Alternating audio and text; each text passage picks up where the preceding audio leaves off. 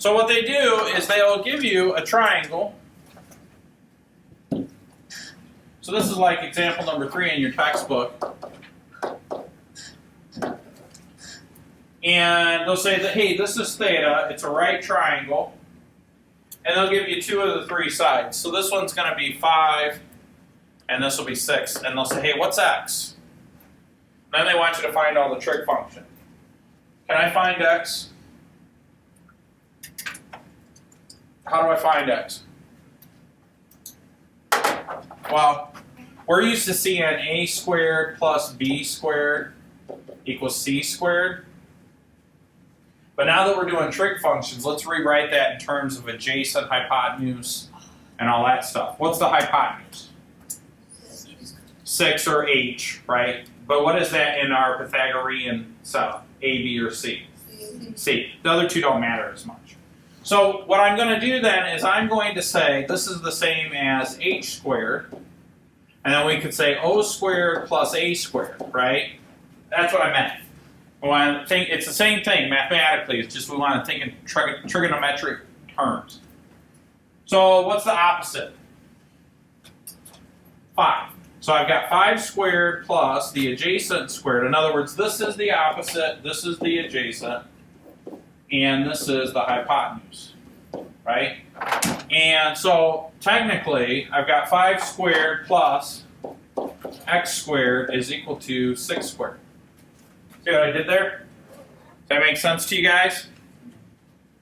So then I have x squared is equal to 36 minus 25.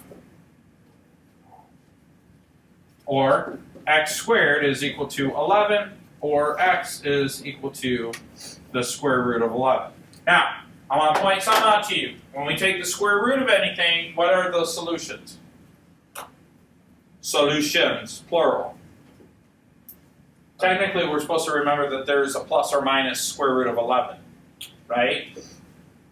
Can we have a distance of negative 11?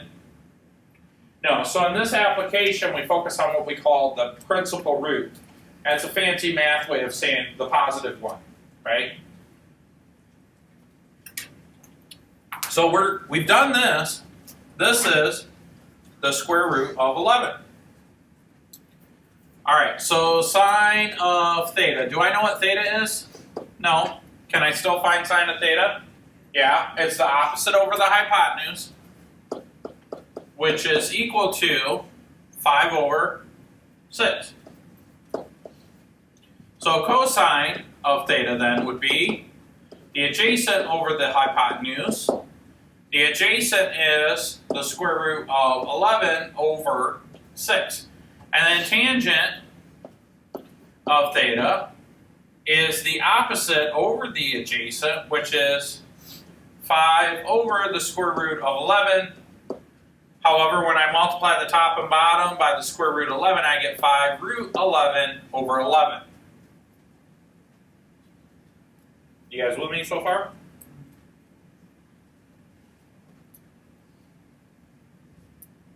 Okay.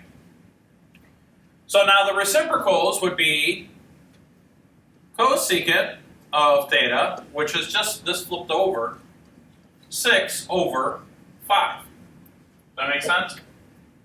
Then secant, which is the reciprocal of cosecant, would just be this flipped over, which is going to be 6 over the square root of 11.